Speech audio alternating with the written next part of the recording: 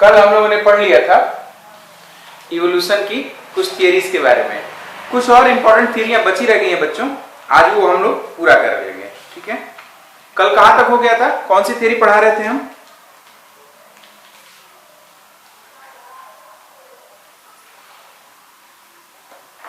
जीवात जीवोत्पत्ति सिद्धांत पढ़ा रहे थे। जीवात जीवोत्पत्ति सिद्धांत पढ़ा रहे थे, एग्जैक्टली। ये सिद्धांत समझ में आ गया है सबको? जीवात जीवोत्पत्ति सिद्धांत, बायोजेनेसिस थियरी फ्रांसिस्को रेड्डी का था। ठीक है, हम लोगों ने जीवात जीवोत्पत्ति सिद्धांत बायोजेनेसिस थियरी पढ़ा था ना।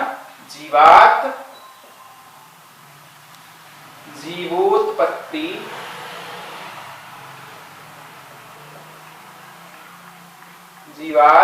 जीवोत्पत्ति सिद्धांत कल हम लोग ये पढ़ लिए थे। इसमें कहा गया था ओमनीज वाइवम एक्स ओवो आर वीवो। क्लियर था बच्चों? सबको ऑडियो सुनाई दे रहा है? क्लियर? Yes sir. हाँ, और इसके जो दो समर्थक थे वो कौन कौन से थे? फ्रांसिस्को रेड्डी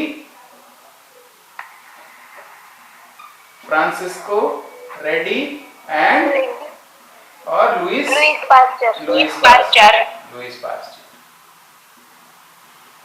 हम लोगों ने फ्रांसिस्को रेड्डी का एक्सपेरिमेंट देख लिया है। क्या है फ्रांसिस्को रेड्डी का एक्सपेरिमेंट?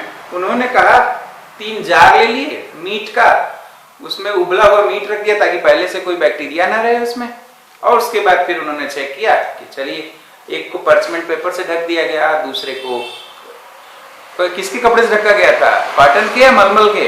मलमल के कपड़े से। जी हाँ, मलमल के कपड़े से ढक दिया गया। ये हो गया था। अब किसमें पाया गया बैक्टीरिया या मक्खी मच्छर के जो अंडे थे वो किसमें उगे मिले थे? पार्चमेंट पेपर वाले में ना? किसमें? खुले हुए जार। जी हाँ, खुले हुए जार में, क्योंकि खुले हुए जार में ही मक्खी और मच्छर के डिंभक उसमें उत्पन्न हुए कि वो गए और फिर अंडे दिए ताकि डिंभक जो उत्पन्न हो पाए। यहां तक की प्रोसेस शुरू हो चुकी है बच्चों। अब बच्चों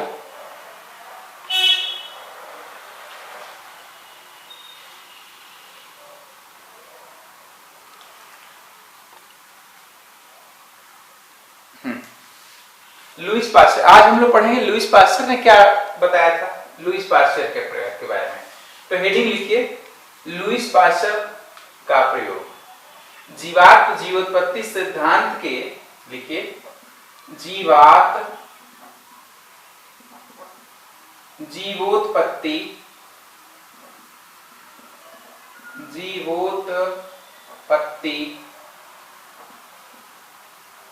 सिद्धांत के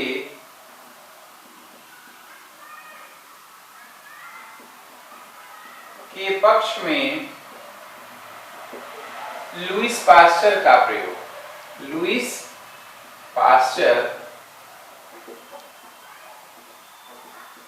का प्रयोग। लुईस पास्चर का प्रयोग। ठीक है, हेडिंग लिख लीजिए, जीवात जीवोत्पत्ति सिद्धांत के पक्ष में लुईस पास्चर का प्रयोग। ठीक, नोट कर लिया आप लोगों ने?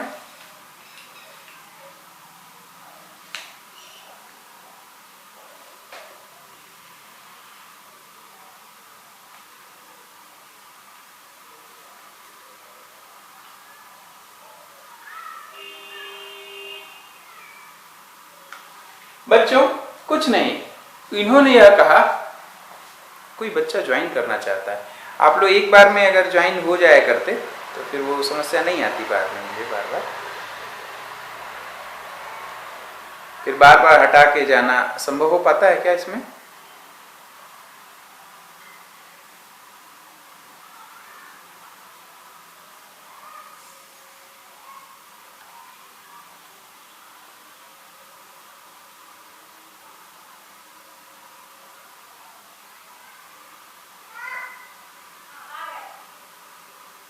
नहीं संभव हो पा रहा। ठीक है, जितने लोग जुड़ पाए बाकी लोग को वीडियोस मिल जाएंगे। एक बार में आप 7 बजे के आसपास सभी लोग अपनी उस पे आ जाया करिए, ऐप पर सीधे बार बार लिंक भेजने से नहीं होता, वो तो आप क्लास में आ जाएंगे तो क्लास शुरू हो जाया करेगी। क्लियर है ना सबको?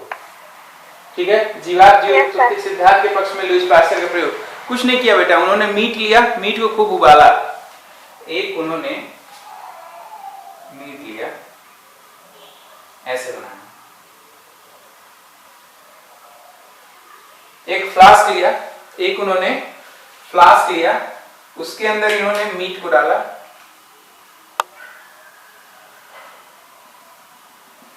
और पानी से भर दिया। इसको किससे भर दिया? पानी से भर दिया। और ये बर्नर बना रहे हैं बेटा।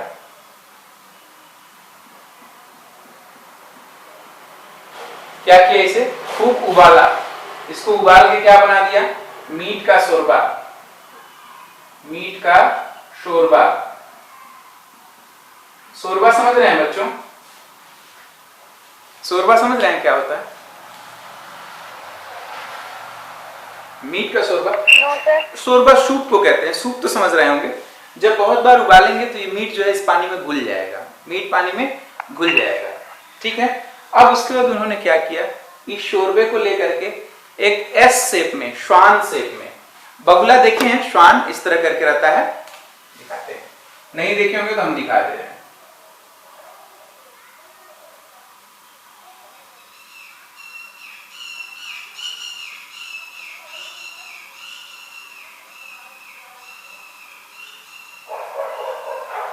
एक एस शेप में फ्लास्क लिया और इस शोरबे को इसके अंदर यहां से लेकर के यहां ट्रांसफर कर दिया।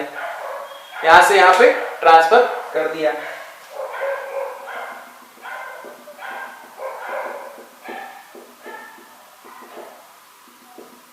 ठीक। शोरबे को ट्रांसफर कर दिया बच्चों, और इसको गर्म करके इसको कॉटन से पैक कर दिया। कॉटन प्लग से पैक कर दिया। कॉटन प्लग का मतलब रुई का ढक्कन बना दिया।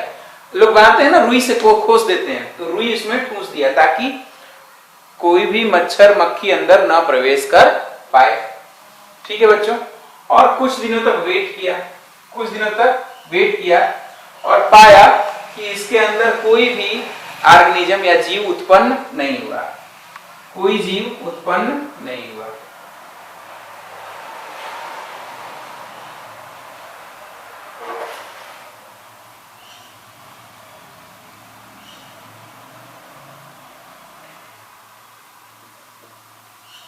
कोई जीव उत्पन्न नहीं हुआ। ठीक। फिर क्या किया उन्होंने? कुछ दिनों के बाद से उन्होंने क्या किया? इसका ये वाला हिस्सा तोड़ दिया। इसका ये वाला हिस्सा तोड़ दिया। तो आप लोग इसको मत कर दिए, इसी में मत कर दिए, नहीं तो बाद में भूल जाएंगे आप लोग। ऐसा करते हैं, मैं एक दूसरा फिगर बना दे रहा हूं और आप लोग एक नया फिगर बना लीजिए। इसे मिटा देना। मिटा दे इसे। Yes sir. ठीक है बच्चों, इसे मिटा रहे हैं, यहां तक बना लिए हैं। फिर इसी के बाद नीचे ऐसे कर लेंगे अपन। ठीक। यहां के बाद नीचे कर लेंगे। हमें ये दिखाना है कि ये टूट गया है। अब कॉटन प्लग को हटा दिया गया है तोड़कर। तो कैसे दिखेगा?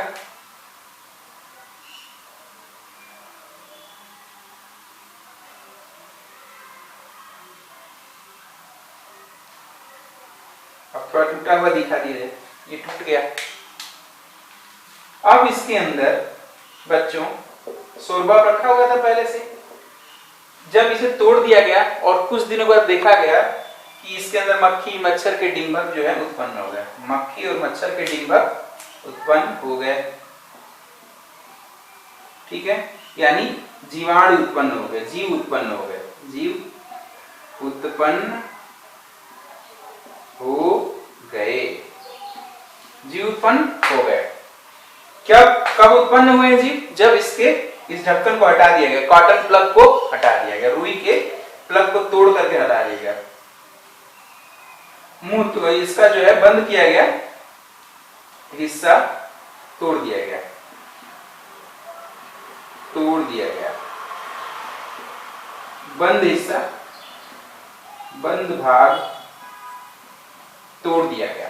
जब तोड़ दिया गया तो इसके अंदर हवा जाने लगी, नॉर्मल एयर जाने लगी, उसके अंदर बैक्टीरिया जाने लगे। जब बैक्टीरिया जाने लगे तो जीव जो है उत्पन्न होने लग गए। ठीक, इसको बना दो बेटा।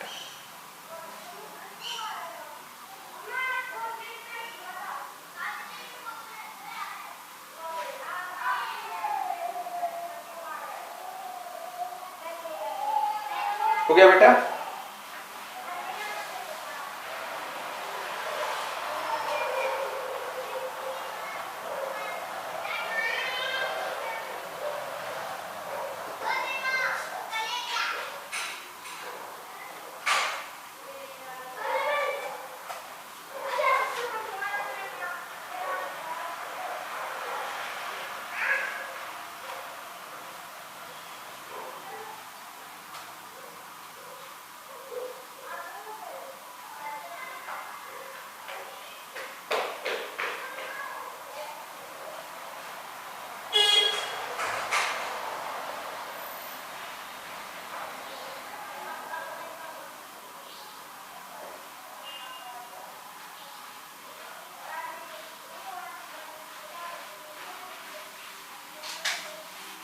हो गया सर। हो गया, चल।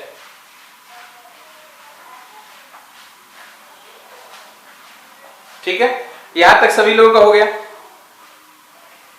एक बार फिर से जो लोग अभी ज्वाइन किए हैं उनको बता दूं बच्चों, हम लोग जीवात की जीवोत्पत्ति सिद्धांत के पक्ष में दो वैज्ञानिकों का एक्सपेरिमेंट पढ़ रहे थे। पहला था फ्रांसिस्को रेडी का एक्सपेरिमेंट और दूसरा है लुईस पास्चर का एक्सपेरिमेंट।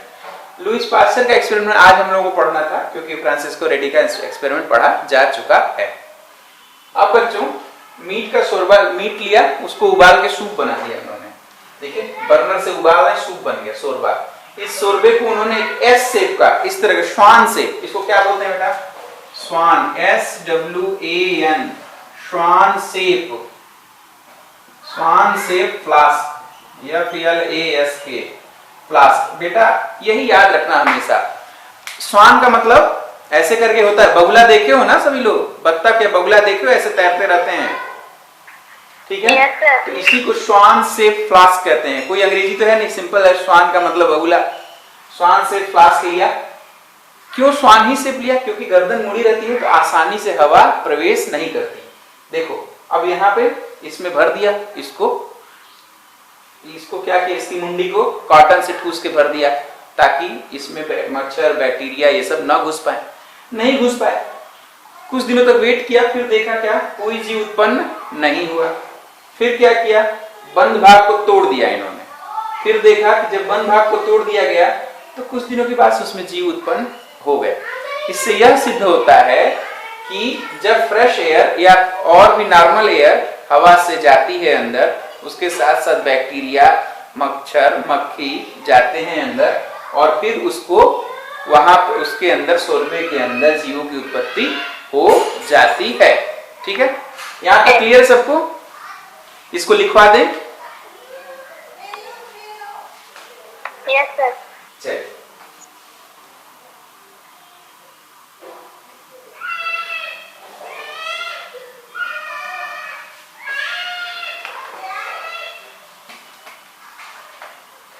लिख लीजिए बच्चों। मैं यहां लिख दे रहा हूं, बोर्ड तो पूरा दिख ही रहा है आप सबको। लिखिए, लुईस पास्चर ने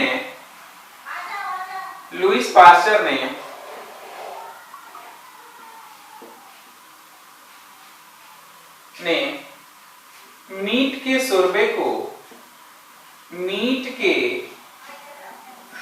को एक स्वान के आकार के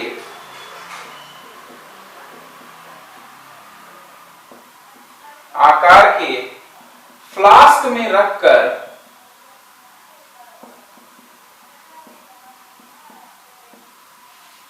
उसके मुंह को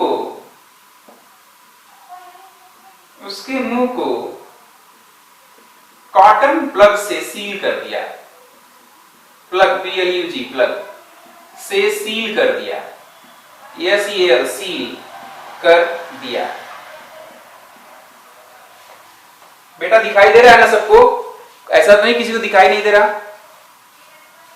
यस सर, दिखाई दे रहा है। ठीक है, कॉटन प्लग से सील कर दिया। कहीं भी बेटा ना समझ में आए तत्काल पूछ लीजिए, डाउट क्लियर हो जाना चाहिए।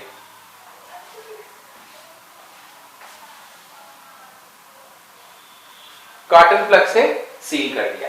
अब बेटा जब कॉटन प्लग से सील कर दिया गया तो क्या हुआ? और कुछ दिनों तक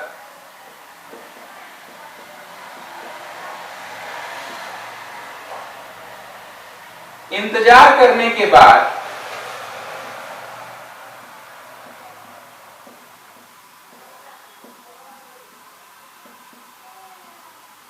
भी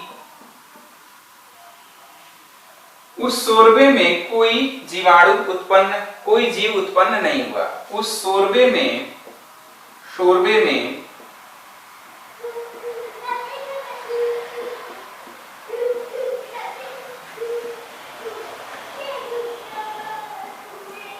उत्पन्न नहीं हुआ।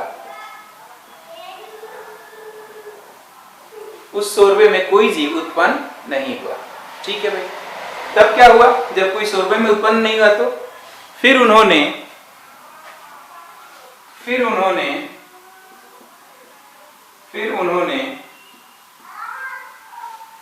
कॉटन प्लग वाले हिस्से को तोड़ दिया। फ्लास्क के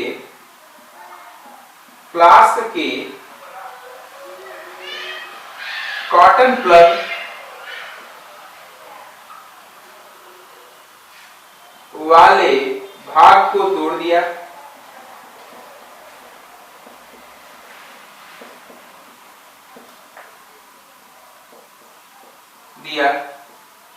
तथा कुछ दिनों के लिए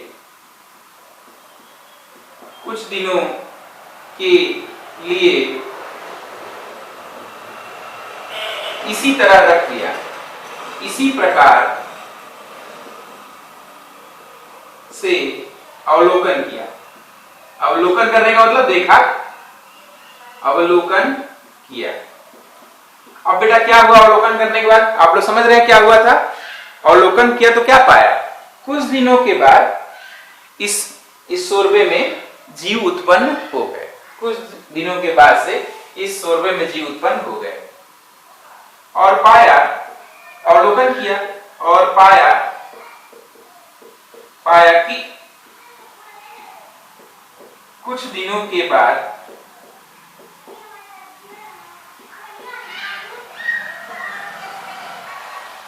इस शोरबे में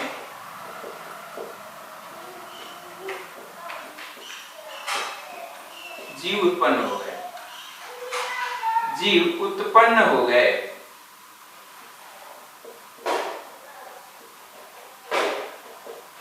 इस शोरबे में जीव उत्पन्न हो गए। इस प्रकार से यह सिद्ध होता है कि, यहां तक लिख लिया बेटा? आगे और ऊपर वाली मिटा दे लाइन। सभी लोगों ने लिख लिया है?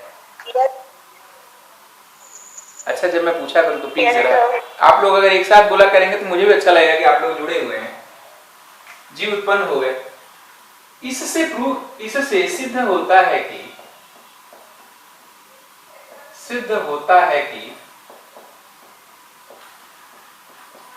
कि जीवों की उत्पत्ति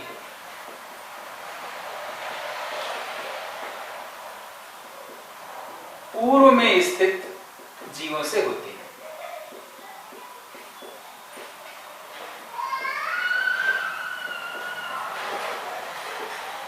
बेटा आप लोग पूछेंगे कि भाई सर ऐसा क्या हुआ कि कैसे उत्पन्न हो गए? जब यहां से तोड़ दिया तो सामान्य हवा जाने लगी अंदर। सामान्य हवा जाएगी तो क्या होगा? सामान्य हवा जाएगी तो उसके साथ साथ बैक्टीरिया जाएंगे, वायरस जाएगा, मच्छर मक्खी के डिंबक जाएंगे और यहां पर जाकर के जीव को उत्पन्न कर देंगे। ठीक है, जीवों की उत्पत्ति पूर्व में उपस्थित जीवों से होती है। पूर्व में उपस्थित, बेटा पूर्व में उपस्थित लिखेगा या पूर्व में उपस्थित जीवों से होती है। पूर्व में उपस्थित जीवों से होती है।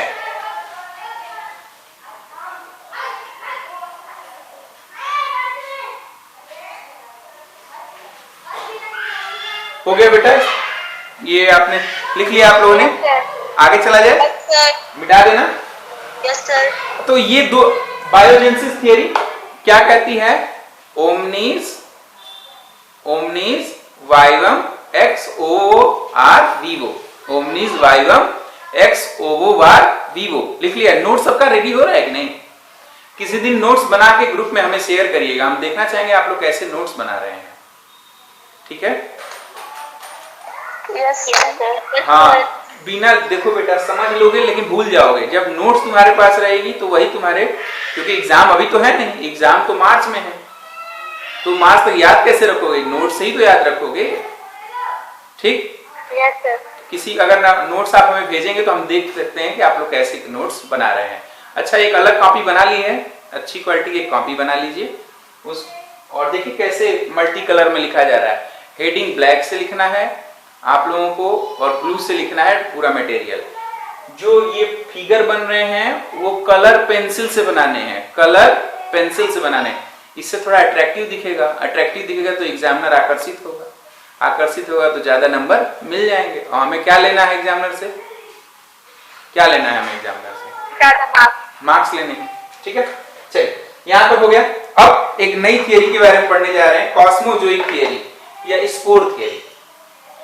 यहां तक तो बात ठीक थी। अब कुछ ऐसे ही वैज्ञानिक थे जो यह कहते हैं कि धरती पर जीवों का निर्माण हुआ ही नहीं है, धरती पर जीवों का निर्माण नहीं हुआ। तो लोग पूछेंगे फिर भाई साहब कहां हुआ? तो उन्होंने कहा कि धरती के बाहर किसी अन्य ग्रह पर जीवों का निर्माण हुआ, वहां से उसके बीजाणु उड़ के धरती पर आ गए और नए नए जीव बन गए। इसको कहते हैं कॉस्मोजोइक थियरी या स्पेस थियरी। मिटा दें इसको, अगली थियरी का हेडिंग डालना है।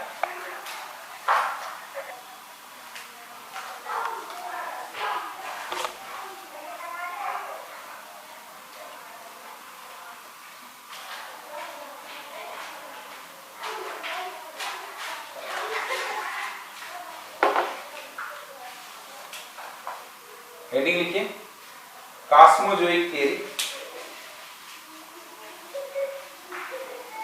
Cosmozoic theory. मैं हिंदी में भी लिखूंगा बेटा, घबराओ मत। क्या कर रहे हो बेटा? कुछ कह रही थी? दिख नहीं रहा है।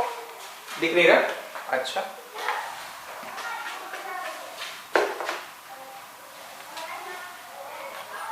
अभी दिख रहा है? ब्लैक कलर में दिखने लगा? ठीक, ब्लैक कलर में दिख रहा है।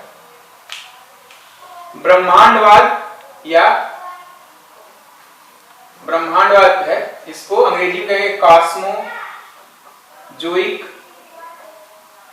थियरी, THEORY थियरी, या इसे दूसरे शब्दों में कहते हैं spore theory. Spore theory, theory का मतलब सिद्धांत या वाद, सिद्धांत या वाद। तो इस सिद्धांत के अनुसार क्या हुआ? इस सिद्धांत के अनुसार लिखते जाइए, साथ साथ लिखते जाइए। इस सिद्धांत के अनुसार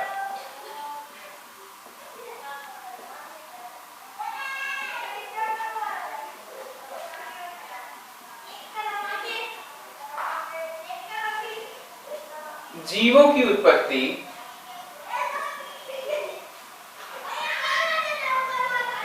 इस सिद्धांत के अनुसार जीवों की उत्पत्ति पृथ्वी से दूर स्थित किसी अन्य ग्रह पर हुई है।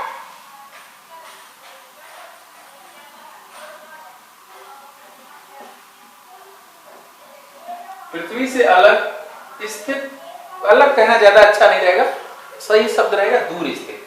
पृथ्वी से दूर स्थित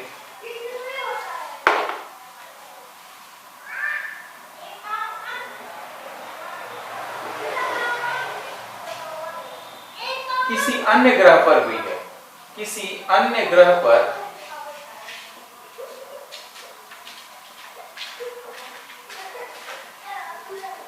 हुई है, किसी अन्य ग्रह पर हुई है। ये पूरी थ्योरी है, ठीक। लेकिन धरती पर तो नहीं हुई है, कहां हुई है? किसी अन्य ग्रह पर हुई है। और वहां से और से जीवों के बीजाणु पृथ्वी पर आ गए हैं, पृथ्वी पर आ गए, पृथ्वी पर आ गए। ठीक है, जीवों के बीजाणु पृथ्वी पर आ गए और पृथ्वी पर जीवों का विकास हो गया, जिससे पृथ्वी पर जीवों का विकास हो गया, जिससे पृथ्वी पर जीवों का विकास हुआ।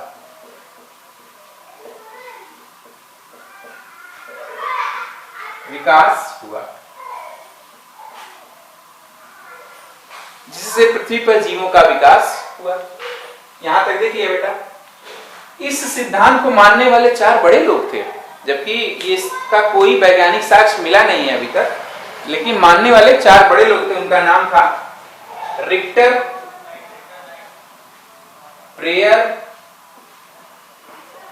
हेमहोल्ट्ज, हैमबर्गर वाला हेमहोल्ट्ज, रिक्टर, प्रेयर, हेमहोल्ट्ज और चौथा आर्हीनियस। आर्हीनियस का नाम अक्सर आप सुनेंगे, आर्हीनियस का जियोग्राफी में नाम सुनेंगे। ये 4 वैज्ञानिक थे जो इस सिद्धांत को मानने वाले थे, इस सिद्धांत के समर्थक थे।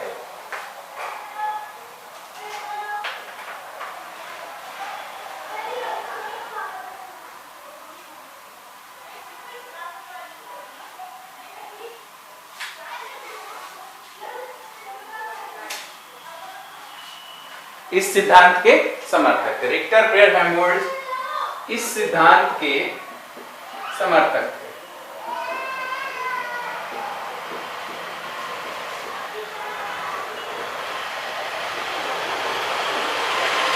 ठीक है, इस सिद्धांत के समर्थक।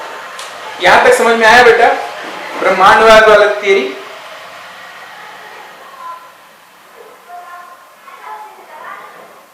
बेटा आवाज नहीं आ रही आप लोगों की। Yes sir. ठीक है,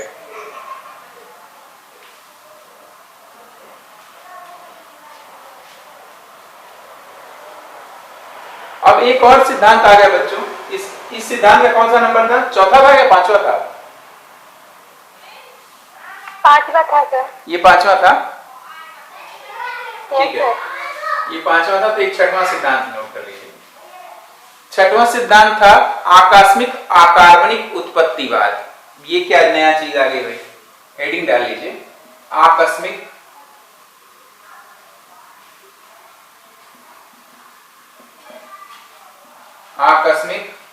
अकार्बनिक उत्पत्तिवाद।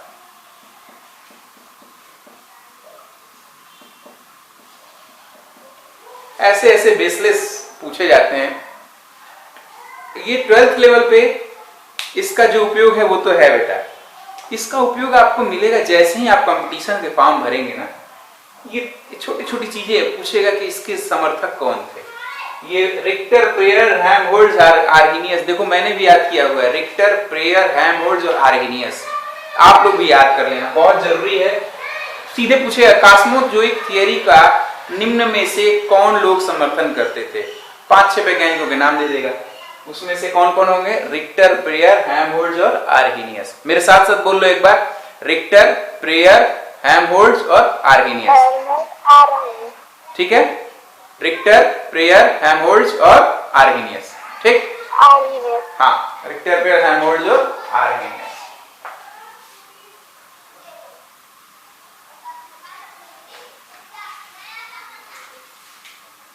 अब हम बात करेंगे आकस्मिक अकार्बनिक उत्पत्तिवाद। बेटा इस सिद्धांत को मानने वाले जे क्यूवियर नामक एक वैज्ञानिक थे। पहले समझा देते हैं फिर लिखवा देंगे। इस सिद्धांत को क्यूवियर नामक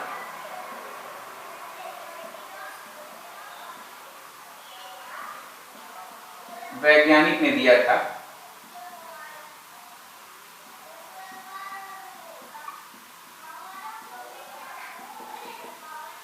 क्या कहा इन्होंने? एक जे क्यूवियर नामक वैज्ञानिक थे, उन्होंने बच्चा कहा कि धरती पर प्रलय आते रहते हैं, धरती पर प्रलय आते रहते हैं और प्रलय के आने से संपूर्ण जीव मर जाते हैं, संपूर्ण जीव मर जाते हैं और फिर से अकार्बनिक पदार्थों के द्वारा, फिर से अकार्बनिक पदार्थों के द्वारा नए जीवों की उत्पत्ति होती है। अकार्बनिक पदार्थों के द्वारा नए जीवों की उत्पत्ति होती है, वो भी कहां पे अकार्बनिक? समुद्र वगैरह में।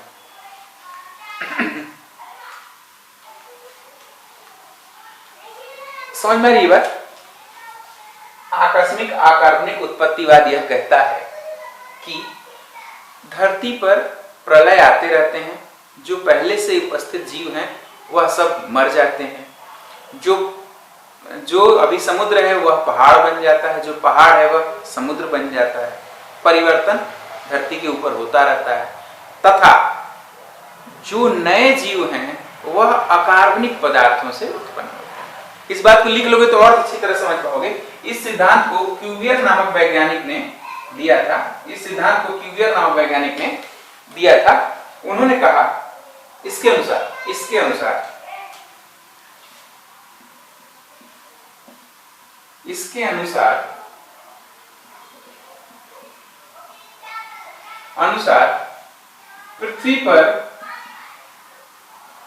पृथ्वी पर प्रलय आते रहते हैं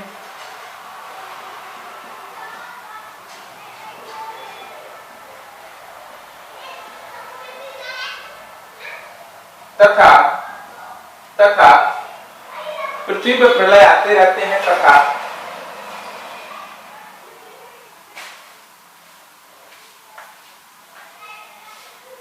पृथ्वी पर प्रलय आते रहते हैं तथा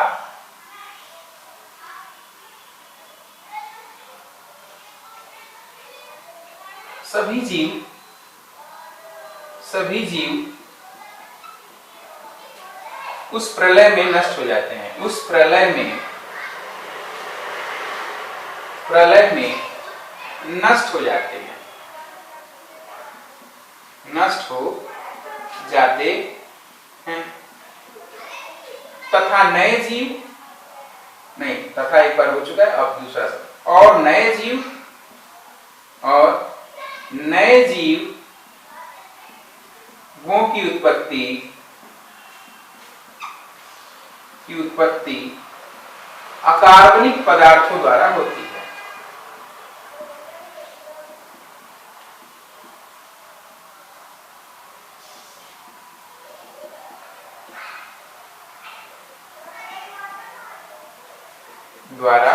है।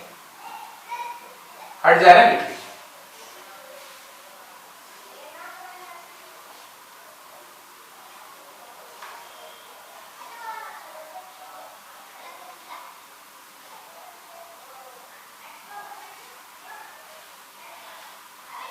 प्रलय के कारण आज जहां पर पृथ्वी है वहां पर, जहां पर पर्वत है वहां समुद्र बन जाते हैं तथा जहां समुद्र है वहां पर पर्वत बन जाते हैं। प्रलय के कारण आज, या ऐसे लिख दिया जाए कि प्रलय के कारण पर्वत समुद्र में,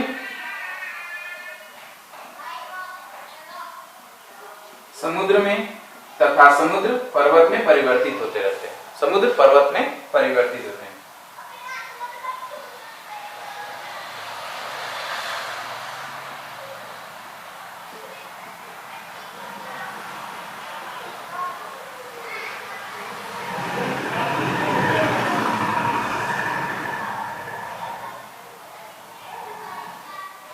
ठीक है बेटा, थोड़ा सा बोरिंग हो रहा है लेकिन कोई बात नहीं, ये चूंकि इंपॉर्टेंट है चीजें, इसको याद करना ही पड़ेगा, अपने पास अदर कोई ऑप्शन नहीं है।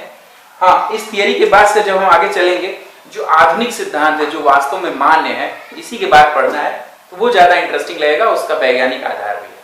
यहां तक सबने नोट कर लिया है आप सबने? Yes sir. सभी लोगों ने, उपस्थित सभी लोगों ने? Yes sir.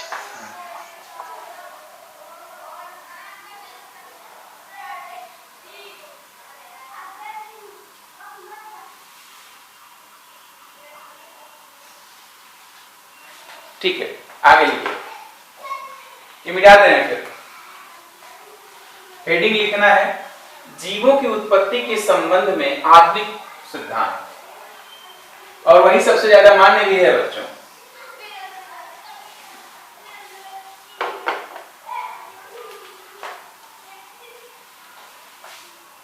जीवों की उत्पत्ति के संबंध में आधुनिक सिद्धांत।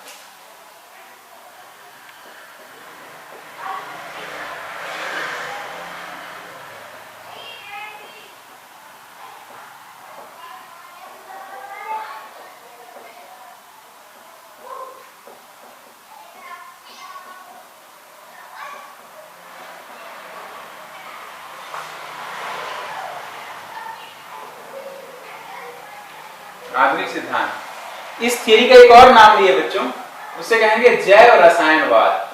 जैव रसायनवाद,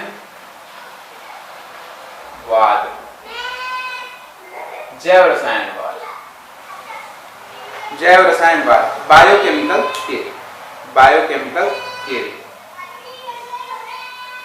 इसका एक और नाम है बच्चों जैव रसायनवाद को, इसको दिया था ओपेरिन एवं हेल्डन ने। ओपेरिन व हेल्डनवाद, हेल्डन।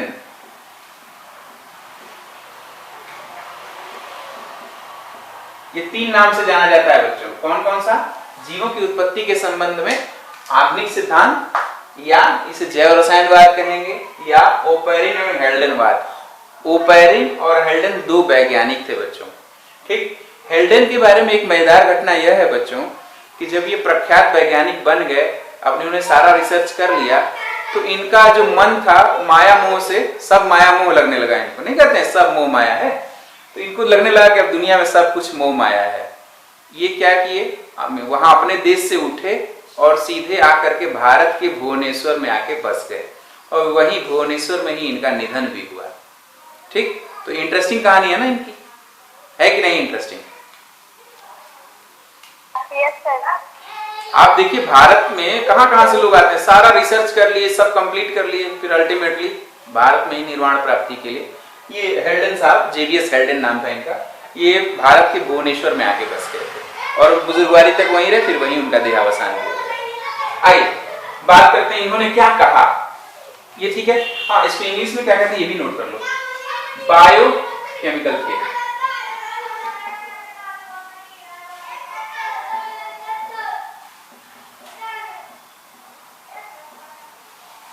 बायोकेमिकल थियरी,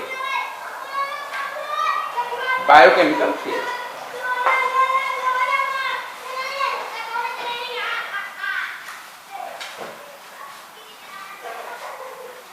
ठीक है।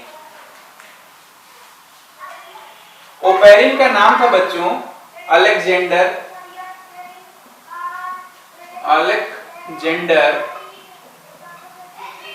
इवानोविच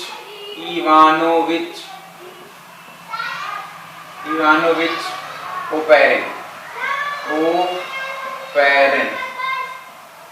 दिखाई दे रहा है बेटा?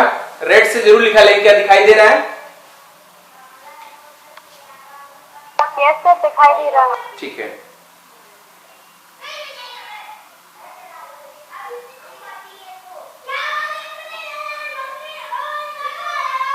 बच्चों ये थे ओपेरिन, ये एक रशियन वैज्ञानिक थे। कैसे थे, कहां के थे रहने वाले? रशियन थे, ठीक है। और ये जो हेल्डन साहब थे, इनका पूरा नाम है जेवीएस हेल्डन, JVS हेल्डन, ठीक है। ये एक अंग्रेज थे, इंग्लिश थे, इंग्लैंड के रहने वाले थे। कहां के रहने वाले थे? अंग्रेज थे। तो अब इसको लिखना शुरू किया जाए। ये हेडिंग लिख दिया आप सभी लोगों ने, हेडिंग लिख दिया है? Yes sir. बस बेटा यहाँ स्टार लगा के इनके पूरे नाम लिखना। जब कभी इंटरव्यू वगैरह दोगे तो लोग पूछेंगे अच्छा आप जो ओपेरिन हेल्डनवाद बोल रही हैं, जरा ओपेरिन का फुल पूरा नाम बता दीजिएगा। बेटा अलेक्जेंडर इवानोविच ओपेरिन। जो पुराने लोग तुमसे प्रश्न पूछेंगे ना, इसी तरह के प्रश्न पूछेंगे। नए लोगों को खुद ही कुछ नहीं आता, वो तुमसे क्या पूछेंगे, लेकिन जो पुराने लोग पूछेंगे वो आजकल जितने भी टॉप मोस्ट लेवल पे बैठे हुए अधिकारी हैं वो सब बुजुर्ग हैं, उनको सब पता है ये चीजें, उनको यही ज्यादा पता है। अतः हमें क्या करना है, हमें पूरा नाम जानना है। अलेक्जेंडर इवानोविच ओपेरिन एक रशियन वैज्ञानिक थे। जेबियस हेल्डन क्या थे, एक अंग्रेज वैज्ञानिक थे।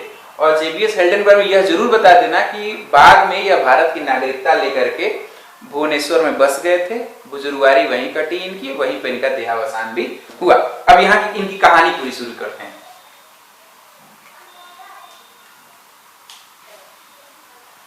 पूरी कहानी शुरू करें। चलो, इनके अनुसार पहले कहानी सुनाते हैं। जानते हो बच्चों, ओपेरिन और हेल्डन ने यह माना कि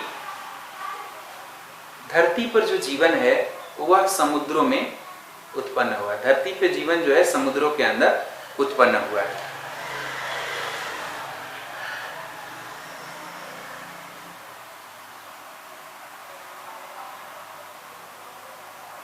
बेटा समुद्र जो है, कभी कौन कौन लोग समुद्र गए हैं, देखा है कभी समुद्र पास से?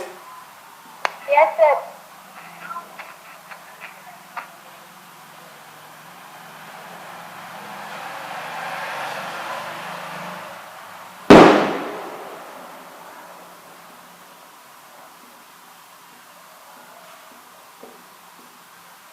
अगर आप यहां पे खड़े हो, यहां पे खड़े होकर के देखते हो तो समुद्र यहां से लेकर के यहां तक दिखाई देता है ना, ये लहरें आती हुई दिखती हैं आप सबको? Yes sir. ठीक है। और बेटा जैसे जैसे तुम समुद्र में बढ़ते जाते हो देखते हो धीरे धीरे गहराई बढ़ती जाती है, धीरे धीरे गहराई बढ़ती चली जाती है। जानते हो एक समय ऐसा आएगा, इतना गहरा हो जाएगा समुद्र, ये जो अलग समुद्र के अंदर अत्यधिक गहराई में कई किलोमीटर की गहराई को डीप सी ट्रेंचेस, कई किलोमीटर की गहराई में अनेक पतली पतली गुफाएं पाई जाती हैं, पतली पतली गुफाएं पाई जाती हैं, जिसे अंग्रेजी में बोलते हैं deep sea trenches, TREANCHES, deep sea trenches. अत्यंत गहरी पतली पतली गुफाएं, अत्यंत गहरी पतली पतली गुफाएं या ट्रेंच का मतलब स्पेस, ठीक है, पाई जाती हैं समुद्र के अंदर। तो ओपेरिन और हेल्डन ने कहा था कि जीवों की उत्पत्ति समुद्र के अंदर हुई, जीवों की उत्पत्ति समुद्र के अंदर हुई। ये बना लेना बेटा, ठीक। अब तुमसे कंपटीशन में एक प्रश्न पूछेगा कि समुद्र के अंदर जीवों की उत्पत्ति सबसे प्रथम कहां हुई, तो ऑप्शन में दिया रहेगा थल में हुई, अंडे में हुई, ब्रेड में हुई, इधर से उधर हुई, और अंत में एक ऑप्शन यह भी दिया रहेगा कि डीप सी ट्रेंचेस, समुद्र की गहराइयों में हुई, डीप सी ट्रेंचेस। तो आपको क्या करना है, इसी को टिक कर देना है, इसी को टिक कर देना है। इसका साक्ष्य भी दिया उन्होंने, ऐसा नहीं कि केवल मुंह से बोल दिया, इसका प्रूफ उन्होंने बाकायदे दिया है कि हाँ सर ये ऐसा प्रूफ है इसका, ठीक है। डीप सी ट्रेंचेस, इसकी उत्पत्ति डीप सी ट्रेंचेस में हुई।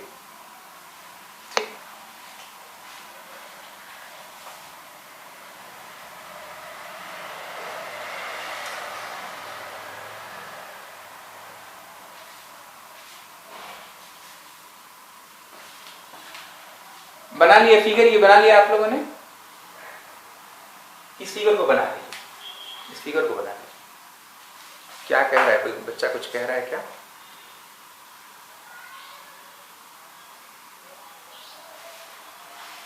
चलिए यहां लिखवा देते हैं आप लोगों को। ओपेरिन एवं हेल्डन के अनुसार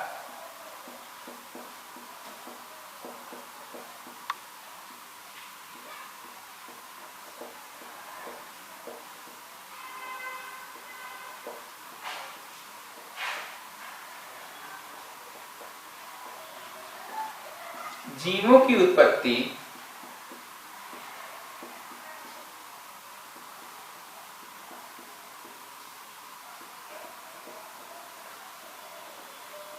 समुद्र में हुई,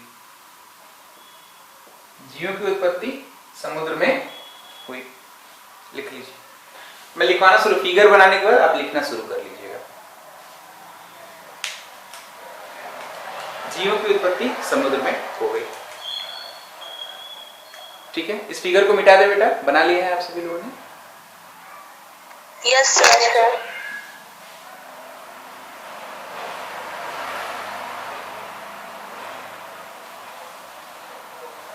तो लोगों ने पूछा कि आप कह रहे हैं कि समुद्र में हुई, do you have any concrete idea, concrete proof है आपके पास?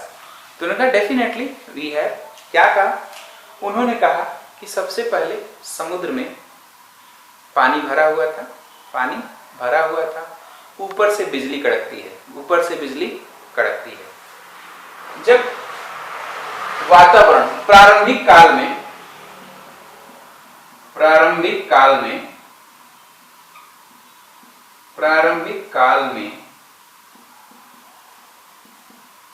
वातावरण अपचयनकारी था,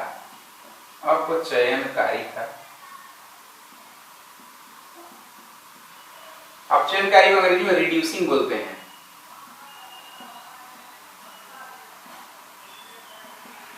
ये बेटा रिड्यूसिंग, अपचयनकारी और ऑक्सीडेशनकारी नाम सुना है आप लोगों ने? रिडक्शन ऑक्सीडेशन नाम सुना है आप सबने केमिस्ट्री में? हाँ या ना होगा? नहीं सुना तो ना बोल दीजिए। यस सर, सुना है। सुना है? Yes sir. ठीक है, बस सुना होगा। कोई बता सकता है किसे कहते हैं? नहीं बता?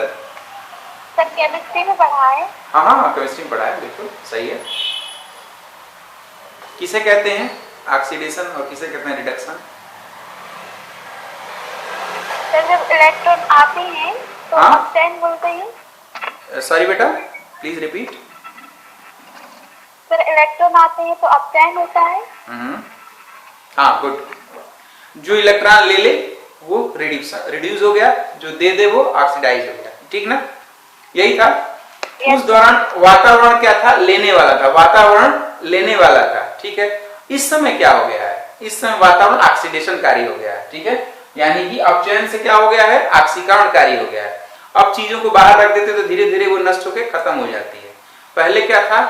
कुछ भी नहीं था तो नया नया चीजें आकर के इकट्ठा होकर कुछ चीजें बन जाती थी, ठीक। एक बड़ा मजेदार घटना है ऑक्सीडेशन और रिडक्शन को याद करने के। कुछ बच्चे जिनको नहीं याद है, बच्चों एक बहुत अच्छे उदाहरण से आप जिंदगी भर याद रख सकते हैं ऑक्सीडेशन और रिडक्शन किसे कहते हैं। देखो, आप सभी लोग अभी अपने पेरेंट्स यानी पिताजी से या माताजी से पैसे लेते हैं, धन लेते हैं। हाँ, इसमें तो सबसे आगे हैं हम लोग, ठीक है। हाँ, क्यों नहीं, ठीक है, लेते रहिए, ज्यादा दिनों तक नहीं, ठीक है। तो अब ध्यान दीजिए, जब आप लोग पैसे ले लेते हैं कि मम्मी ये सामान खरीदना है, ये करना है, वो करना है, पैसे ले लेते हैं। उसके बाद जो किताबें खरीदनी मम्मी, उसके बिना तो पढ़ाई रुक जाएगी। ले लिया और उसके बाद फिर पैसा ले लिया, अब किताब भी आगे पढ़ना पड़ा, तो आप लोग क्या हो गए? रिड्यूस हो गए। आप लोग क्या हो गए? रिड्यूस हो गए। अब कोई काम ही क्यों करना? इलेक्ट्रॉन मिल गया, पैसे मिल गए तो रिड्यूस हो गए। अच्छा, मम्मी या पापा के पास से पैसे चले गए, अब उनके पास पैसे तो कम हो गए, उनको फिर से मेहनत करनी पड़ेगी। वो जॉब पे रोज जाना, बेचारे रोज ड्यूटी पे जाते होंगे, रोज पैसा कमा के ले आते होंगे, तो ये प्रोसेस वो ऑक्सीडाइज हो गए, वो ऑक्सीडाइज हो गए। जिसने ले लिया वो रिड्यूस हो गया, जिसने इलेक्ट्रॉन को ले लिया वो रिड्यूस हो गया, और जिसने दे दिया इलेक्ट्रॉन को वो ऑक्सीडाइज होगा, उसे फिर से काम करने पर जाना है। ये जीवन भर आपको इससे याद रहेगा। समझ में आया ऑक्सीडेशन रिडक्शन? तो उस दौरान जो प्रारंभिक काल में जो वातावरण था बेटा, वो अपचयनकारी था। अपचयनकारी था मतलब रिड्यूसिंग था, ठीक। इन्होंने यह कहा तथा उस वातावरण में दूसरे पेन से लिया, तथा उस वातावरण में कार्बन, हाइड्रोजन,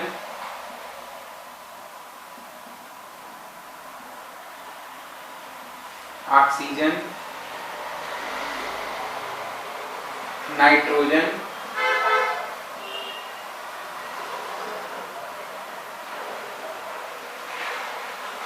जैसे अनेक तत्व विद्यमान थे।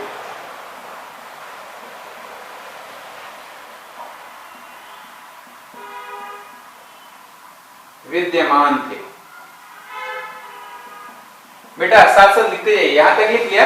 ओपेनिन हेडलैंड के अनुसार जीव की उत्पत्ति समुद्र में हुई। फिर यहां से लिखेगा प्रारंभिक काल में वातावरण अपचयनकारी था। उस वातावरण में कार्बन, हाइड्रोजन, ऑक्सीजन, नाइट्रोजन जैसे अनेक तत्व विद्यमान थे। लिख लीजिए इसे।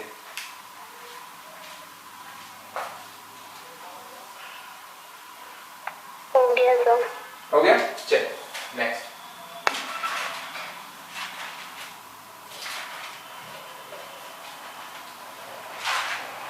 अब विद्यमान थे तो क्या फर्क पड़ गया बेटा? विद्यमान थे तो अब कार्बन और हाइड्रोजन आपस में जुड़ गए। उस दौरान क्या था, बहुत ज्यादा आकाशीय विद्युत गिरा करती थी। समुद्र के ऊपर बहुत ज्यादा आकाशीय विद्युत गिरा करती। आकाशीय विद्युत सभी ने देखा है कि नहीं देखा है? बिजली चमकती हुई देखा है आप लोगों ने? इसको इलेक्ट्रिकल, आकाशीय विद्युत को इलेक्ट्रिकल स्फुलिंग बोलते हैं। इलेक्ट्रिकल स्फुलिंग शब्द है अंग्रेजी का, स्फुलिंग, इलेक्ट्रिकल स्फुलिंग। आकाशीय विद्युत तड़कती है ना आकाश में, तो उस दौरान और ज्यादा तड़कता थी और बार बार समुद्र के ऊपर गिरा करती थी। ठीक, तो हुआ क्या देखिए, कार्बन था और वो किससे जुड़ गया? हाइड्रोजन से जुड़ गया। कार्बन था और वो किससे जुड़ गया? हाइड्रोजन से। हाइड्रोजन H2 होता है, हाइड्रोजन H2 होता है। ठीक, अगर दो हाइड्रोजन की मात्रा ले तो CH4 बन सकता है कि नहीं? CH4 बन सकता है। और ये क्या है? मीथेन है। ये क्या है? मीथेन गैस बन गया।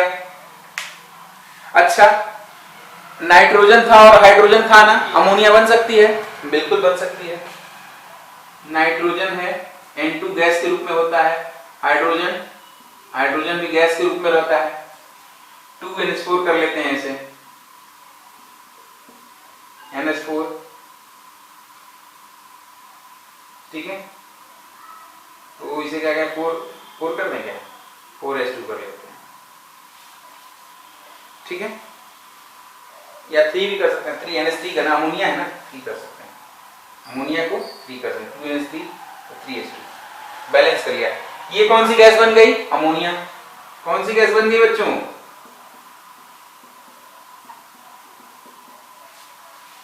पूछा करें कौन सी गैस बन गई तो बोला करिए आप सब। ठीक है, अमोनिया हो तो गया। मैंने कहा कि NH3 किसे कहेंगे? अमोनिया को कहेंगे। ठीक है, चल अच्छा। अब फिर क्या हुआ? ऑक्सीजन था और ये वाटर से मिल गया तो क्या बनेगा? 2H2O बन जाएगा। 2H2O यानी कि जल बन गई, जल वाष्प बन गई, जल वाष्प। क्यों जल वाष्प कहा जा रहा है? क्योंकि समुद्र बना है, धरती उस दौरान बहुत ज्यादा गर्म थी तो बरसात हुई, बरसात के कारण समुद्र बना, तो टेम्परेचर तो अभी भी ज्यादा है ना, इसीलिए जल को वाष्प के रूप में दिखाया जाए, जल वाष्प बनी। कार्बन मौजूद था, हाइड्रोजन मौजूद थी, ऑक्सीजन मौजूद थी, नाइट्रोजन। अभी आपस में जुड़ के क्या बनाए? छोटे छोटे कार्बन और हाइड्रोजन मिलकर मीथेन बना लिए, नाइट्रोजन और हाइड्रोजन मिलकर अमोनिया बना लिया, ऑक्सीजन और हाइड्रोजन मिलकर के जल वाष्प बना लिया। नोट कर लो बेटा, यहां तक हो गया। अब ये क्या बन गए? ये तो सरल यौगिक है ना, ये तो सरल यौगिक है, कार्बन हाइड्रोजन मिलकर के बना दिए मीथेन को। ठीक, अब ये मीथेन, अमोनिया और वाटर आपस में मिलकर धीरे धीरे जटिल पदार्थों का निर्माण हुआ।